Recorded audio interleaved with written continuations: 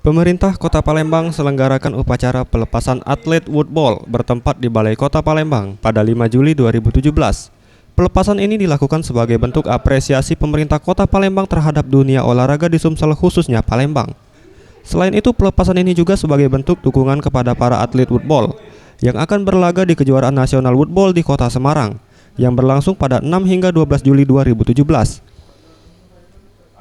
Harobin Mustofa, Sekda Kota Palembang, menyampaikan, jenis olahraga yang menyerupai golf ini belum terlalu lama dikenal di Sumsel. Namun para atlet telah berhasil mengantongi medali emas di kejuaraan sebelumnya di Jawa Barat. Oleh sebab itu, dalam kejuaraan kali ini diharapkan para atlet dapat mempertahankan prestasi ini.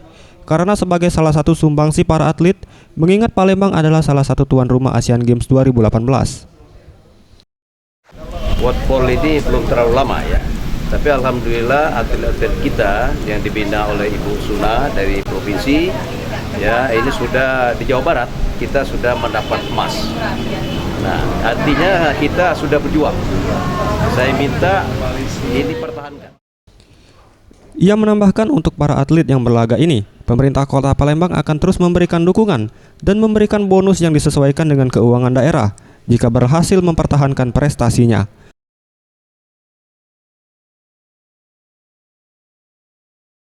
Tim Liputan Sriwijaya TV.